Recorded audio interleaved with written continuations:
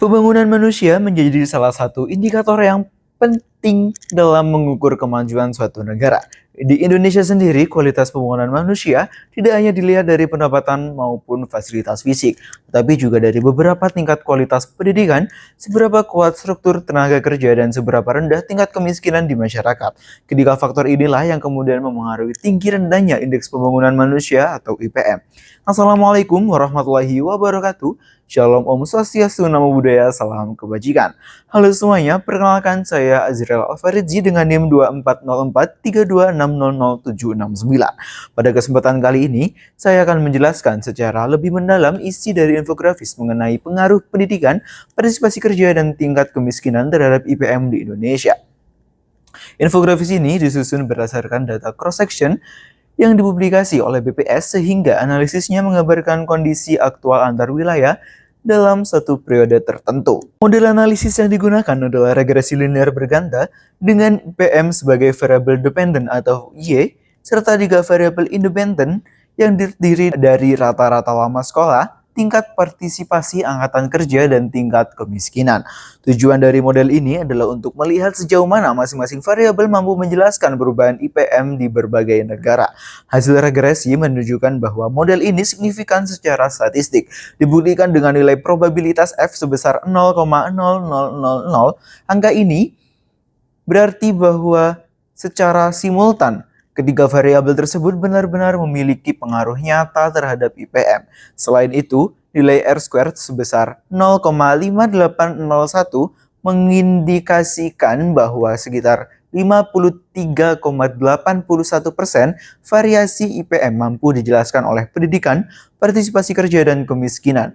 Artinya, lebih dari setengah perubahan kualitas pembangunan manusia di Indonesia dipengaruhi oleh ketiga aspek tersebut, sementara sisanya berasal dari faktor-faktor lain seperti kesehatan, infrastruktur, ketimpangan wilayah, dan lain sebagainya. Jika melihat pengaruh masing-masing variabel, hasilnya memberikan gambaran yang secara menarik. Pertama, rata-rata lama sekolah memiliki koefisien positif yang tinggi dan signifikan. Temuan ini sejalan dengan teori human capital yang menyatakan bahwa pendidikan merupakan investasi jangka panjang yang mampu meningkatkan kemampuan, produktivitas, dan kualitas hidup seseorang.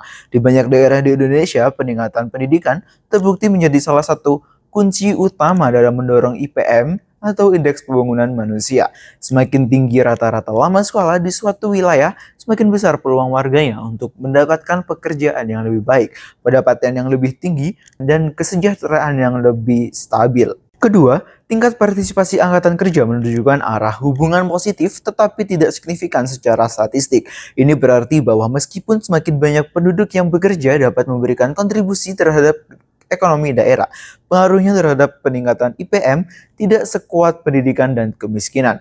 Hal ini kemungkinan disebabkan oleh kualitas pekerjaan yang rendah, tingkatnya proporsi pekerjaan informal, serta rendahnya produktivitas tenaga kerja di beberapa wilayah. Dengan kata lain, bekerja memang penting, tetapi jenis pekerjaan dan kualitasnya jauh lebih menentukan dalam meningkatkan nilai IPM. Ketiga, tingkat kemiskinan memiliki koefisien negatif dan signifikan. Hasil ini sangat sesuai dengan kondisi nyata di lapangan, di mana kemiskinan menjadi salah satu penghambat terbesar pembangunan manusia. Tingginya tingkat kemiskinan seringkali berhubungan dengan rendahnya akses pendidikan, buruknya kondisi kesehatan, serta keterbatasan akses terhadap sumber daya ekonomi. Semakin tinggi angka kemiskinan, semakin tertinggal pembangunan manusia di suatu wilayah.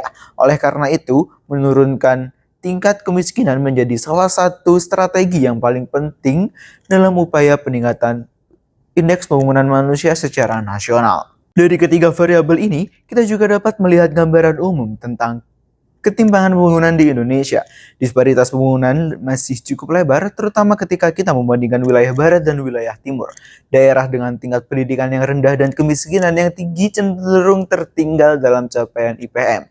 Itulah mengapa fokus kebijakan pembangunan perlu diarahkan pada penyediaan akses pendidikan yang lebih merata, peningkatan kualitas tenaga kerja, serta program pengentasan kemiskinan yang lebih efektif. Secara keseluruhan, hasil penelitian ini menegaskan bahwa pendidikan merupakan pendorong utama peningkatan IPM, sementara kemiskinan menjadi tantangan paling signifikan yang perlu segera ditangani.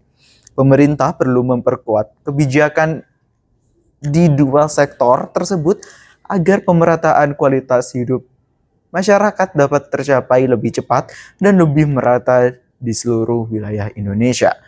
Terima kasih sudah menyimak penjelasan ini. Semoga video ini membantu memberikan pemahaman yang lebih jelas dan komprehensif tentang bagaimana pendidikan, tenaga kerja, dan kemiskinan berperan dalam membentuk indeks pembangunan masyarakat di negara kita. Saya Azral Faridzi, pamit undur diri. Wassalamualaikum warahmatullahi wabarakatuh.